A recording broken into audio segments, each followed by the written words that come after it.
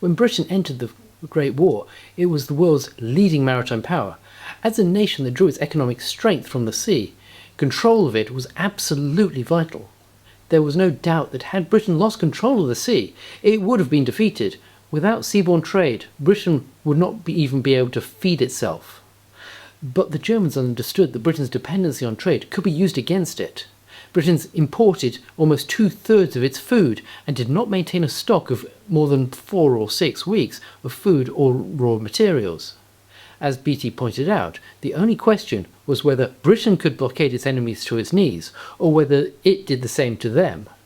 It was obvious even before the First World War broke out that should Britain get involved in another continental war, blockade would be its preferred tactic. The last time that Britain had been involved in a continental war, international law had recognised only a narrow strip of territorial waters, 3 nautical miles from the coast.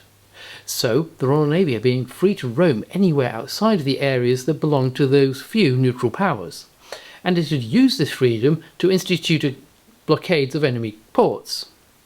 During the Great War, neither side could employ the close blockade that the British had used during the Napoleonic Wars. New technologies like mines, torpedoes and submarines would have made short work of anybody that tried. Instead, the Navy opted for a long-distance blockade, with fleets based at Scapa Flow and Rosyth. If they could keep the German High Seas Fleet bottled up in the North Sea, it would prevent them from attacking Britain's supply lines, while Britain could do whatever it wanted with ships heading for Germany. Smaller ships like cruisers and destroyers were used to patrol the North Sea and inspect vessels suspected of taking war materials to Germany. International law of the time stopped them from destroying merchant vessels unless the safety of passengers and crews was first assured, but they could order merchantmen to stop and be searched. This set of laws, known as the Prize Rules, had begun being set down in the Paris Declaration of 1856, which sought to regulate how future blockades would be run. This collection of rules grew until it culminated in the London Declaration concerning the laws of naval war in 1909 and a set of Hague Conventions. Article 14 stated that neutral vessels could not be captured if they did not know that there was a blockade going on. But Article 15 said it could be assumed that every vessel that had left port after the notification of the blockade would have known that there was warships patrolling the blockade area. The cargo would then be inspected for contraband, which fell into 3 classes depending on how obvious it was that it could be used for war. Items that were not contraband and should have been allowed through the blockade were mainly raw materials. Stuff that was obviously going to the war efforts, bullets and bombs, made the ship fair game to be captured and taken as a prize. Then there were other cargoes that lived in a grey area. These had both civilian and military uses. They included things like clothing, fuel, and most importantly, food. By the time the Great War broke out, few nations had signed up to these rules. Even amongst the minor powers that did, there was practically no ratifications. Neither Britain nor Germany were amongst those that had signed up to follow the new rules. You might think Germany hadn't signed up because they wanted to use its submarines as silent hunters, the way that they would during the Second World War. They hadn't, but if you had thought that, you had been in good company, as Admiral Fisher himself agreed with you. Even before they were a really practical weapon, he had seen their potential. He would soon be proved right, as on September the 13th, one of Commodore Keyes' submarines scored the flotilla's first major success. HMS E9, commanded by Lieutenant Commander Max Horton, had been lying on the bottom 6 miles south of Heligoland. Unfortunately, one of her crew had a problem, which was causing him to spend a lot of time in the heads. By daybreak, the rest of the crew couldn't take it anymore. They surfaced, desperate to get rid of the smell, and spotted a ship less than 2 miles away. This was the 18-year-old, 2,000-ton German light cruiser Hella. Lieutenant Commander Horton fired 2 torpedoes at a range of 600 yards, then dove for safety. When he surfaced to have a look around, shots from an unseen vessel were splashing nearby. He surfaced again an hour later. This time there was nothing but trawlers searching for survivors from the Hella.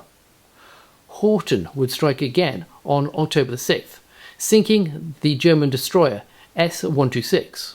But things did not all go the British way. The German Admiralty had decided to deploy their submarines for coastal defence of ports and naval bases rather than of raiders. And on October 18th, one of them torpedoed the British submarine E3. This was the first time that a submarine had managed to sink another submarine.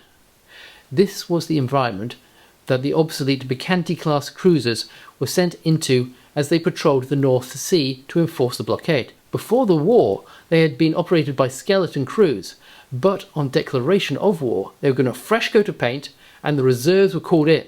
700 men and officers marched aboard each ship, and within 36 hours, they were up to full strength. Most of the sailors came from the Royal Naval Reserve and Fleet Reserves. These were men who had already done their time and then retired on a naval pension. The officers were a mixture of regular naval officers and reserve officers and cadets, fresh from Britannia Naval College at Dartmouth. All 420 cadets at Dartmouth were sent out into the fleet. These war babies filled junior officer posts in gun crews to get war experience. Most of these boys were less than 15 years old, and full of the kind of confidence that only comes from inexperience. Their only fear was that the war might be over too soon. The Bacchantes patrolled the Dogger Bank area and the Broad 14s near the Dutch coast. That was where they were on the night of September the 17th. The weather was so rough that the destroyers screening the old armoured cruisers had been sent back to Harwich, but the 12,000-ton ships steamed on. Their captains did not even bother to zigzag. They thought that if a destroyer could not operate, then a submarine could not either. The weather eased during the night. By the time that the horizon faded from black to grey, Aboukir, Hogue and Cressy were cruising at 10 knots through a moderate sea. At 6:30 a.m. in the morning was shattered by a colossal explosion on Aboukir's starboard side. None of the men on watch had spotted the submarine that was hunting them. It had been tracking them since the submarine's first officer had spotted their masts rising above the horizon while his captain was having breakfast. They had slipped back down below the waves and went in for the kill. It was rare to have an opportunity like this. Even at modest cruising speeds, a fleet would normally run 2 or 3 times faster than a submerged submarine. They were faster on the surface, but not fast enough to escape a destroyer. U-9's captain steered towards the middle of the 3. He got as close as he dared to make sure his aim was true. Then he fired his torpedo. 31 seconds later, they heard a dull thud, followed by a shrill crash. Cheers broke out. They had hit their target. Midshipman Wycombe Musgrave on Aboukir was woken by the explosion. The ship shook. Crockery and other loose items flew in all directions. The crew slammed the watertight doors shut to keep her afloat as long as possible, as they assembled on deck with everything that could float. The torpedo had hit Aboukir amidships on her starboard side, below the waterline. On the bridge, the captain assumed that he'd hit a mine. Water flooded into the engine and boiler rooms, bringing the cruiser to a stop. Wycombe Musgrave rushed on deck without even time to get his clothes on. He slid down the side of the listing ship. Then he swam for the Hogue with another midshipman called Riley. The men sleeping below on HMS Hogue were turned out of their hammocks and ordered to man the boats, going to rescue the survivors from the Aboukir. They could see the ship starting to heel over. The crew were frantically trying to launch their own boats as the list increased. The boats slid down her starboard side, began grinding against the hull until they got stuck, and no amount of pushing with oars or boat hooks could get them moving again. One officer remembered seeing the sun shining on the men scrambling down her side, inch by inch, as she heeled over. They slid into the water, which was soon dotted with heads. The captain of U-9 was also watching, but for a different reason. He was lining up his next shot. As the torpedoes leapt from their tubes, it shifted the submarine's balance, and the bow rose and broke the surface. Hogue's gunners immediately opened fire, but they were too late. Just as Aboukir gave her final lurch, Hogue was struck by 2 torpedoes, 5 seconds apart. They now knew that they were not stumbled into a minefield. They were being hunted by a submarine. Before the war, there had been mixed feelings about submarines. Admiral Fisher had believed that they could be an even bigger revolution to naval warfare than his own dreadnought. As early as 1903, he had announced that their power would revolutionize war at sea. He describes them as death, sudden, awful, invisible and unavoidable. The submarine threat had been one of the reasons that Fisher had advised Winston Churchill to sign the Anglo-French Naval Agreement of 1912. He believed that they would make the enclosed Mediterranean Sea a dangerous place to operate large warships. On the other hand, the Commander-in-Chief of the Channel Fleet, Admiral Sir Arthur Wilson, was not a fan. He despised this underhanded method of attack and announced that all submarine crews captured in wartime would be hanged as pirates.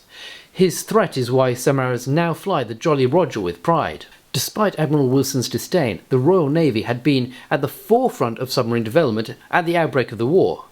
Germany, on the other hand, had ranked only 5th in the world in number of submarines, behind Britain, France, Russia, and the United States.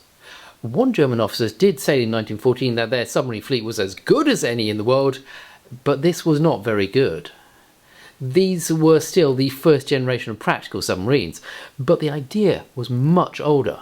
The first functional submarine was David Bushell's Turtle. This had been built in 1776. It worked after a fashion, but real development only began in 1860. About 50 experimental prototypes were built in various countries during the rest of that century. None of them was a practical weapon.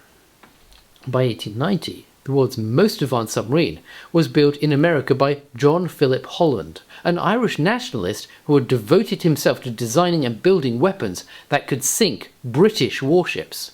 His Holland I would eventually enter service in 1901 with the Navy that it had been designed to destroy. Holland I could only make a measly 7.5 knots, but from there things developed rapidly. When U-9, the boat that had just sunk Aboukir, was commissioned in 1910, it was the first truly practical submarine warship. She had an operational radius of 1,000 miles, with 5 days on station in an assigned patrol. She had 6 fairly reliable torpedoes and was equipped with a gyro compass so that you would be pointing in roughly the correct direction if you launched one. As early as 1904, submariners made a name for themselves in a war game when they managed to hit one of Sir Arthur Wilson's battleships so many times that the umpires had to declare it them sunk. Maybe this was the reason he hated them so much, not that he could have done much about it. In the 1912 manoeuvres, the captain of the skirmisher was ordered to clear the anchorage of submarines. He had his destroyers steam around, but he complained that there was no way of detecting them or attacking any if he could find. The first anti-submarine patrol of the Great War was armed with a canvas bag and a blacksmith's hammer. The bag was to go over the submarine's periscope and the hammer was to smash it. Strangely enough, the bag and the hammer did actually work. Early in the war, a drifter had spotted a submarine and attempted to ram it. The submarine submerged, but decided to have a look around with its periscope. It came up too close to the drifter's side. He pulled it down straight away, but not before the crew of the drifter hit it with a hammer, hard enough that the boat began to leak. It wasn't until the hydrophone was invented in 1915 that they could any way of detecting something beneath the waves. It would not be until the depth charge was perfected in 1917 that they could do anything about it. But that's all still in the future. As the Hogue began to sink, men rushed around trying to find anything that could float. Some men grabbed a large gunnery target and threw it into the water. Others rushed below for stools, benches, rolled up hammocks, or anything else that might float. They flung it all overboard. They dove into the water and then swam for the boats that had been lowered to save the Aboukir's crew. One managed to get to one of the boats, but he was too exhausted to get in. He hung on the rail until other sailors dragged him over the gunwales. Nobody had any life jackets, as they were not issued on board the ship. They just had to grab anything that could float. 10 minutes after she was struck, the Hogue capsized, and midshipman Musgrave was back in the water, swimming for the Cressy, after being torpedoed for the second time that day. Just then, Cressy's gunners saw the periscopes of the submerged submarine 200 yards away. They opened fire, and then their captain put the engines to full steam ahead, intending to ram. Midshipman Riley had also been swimming for the Cressy. He had managed to get on board, but he didn't even have time to get dry before Cressy too was struck by a torpedo. It ruptured the tanks in the boiler room and smothered the men there with scalding steam. Cressy's captain was last seen on his bridge, weighing down his secret code books to make sure that they would not get captured. He went down with his ship, while the midshipman slipped back into the water, now an expert at getting shipwrecked, and grabbed something that could float. He was last seen swimming off to go and help a drowning man. All 3 warships had been sunk, and the only boats in the area were the ones that had been launched to save the man of the Aboukir. They tried to drag as many men out of the water as they could. One man found a steam packet boat which had floated free as Hogue sank. It was half full of water, which in this case was a blessing, because it lowered the freeboard enough that he could climb on board. While he was bailing out, another half-dozen men joined him. They were the lucky ones. Others had to try and keep themselves afloat in the icy cold waters of the North Sea for 6 hours before being rescued with whatever they could find.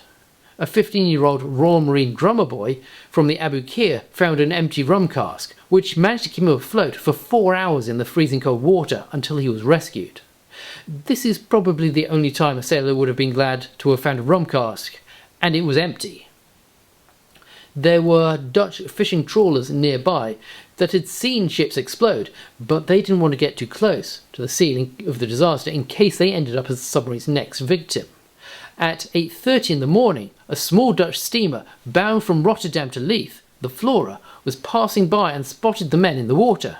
She stopped and managed to rescue 286 men, although by this point some of them were so exhausted that they had to be hauled on board with a block and tackle. Another small Dutch steamer, the Titan, rescued 147 men, and then 2 British trawlers stopped to pull more British sailors from the water. Watching from beneath the waves, the submarine was still waiting. It sank to the bottom when is captain saw the high bow waves of British destroyers racing towards him through his periscope. The destroyers would have picked up some more survivors, but over 1,500 sailors drowned that day. A tidal wave of grief broke over the Kent dockyard town of Chatham when they learned of what happened. The press had tried to downplay the scandal, but the fact that there were so many half-trained cadets on board meant that there was no way they could keep a lid on it. There were even rumours that Winston Churchill, the First Lord of the Admiralty, would be forced to resign. On the other side of the North Sea, the captain of the U9 was awarded the Paul Le Merry, the famed Blue Max, and was given command of the brand new U-29. During the first 6 months of the war, German U-boat commanders would sink 20,000 tons of merchant shipping. At this point in the war, they always surfaced to give the crew time to get to their lifeboats before sinking the ship. But it was a frightening time to be at sea, and fear of being led into a submarine trap would affect Beatty's tactics at the Battle of Dogger Bank, which I will be talking about next time. So if you would like to hear about the Battle of the Dogger Bank, then please like and subscribe, as that might make the algorithm tell you when I upload it. If not, then thank you for listening for this long.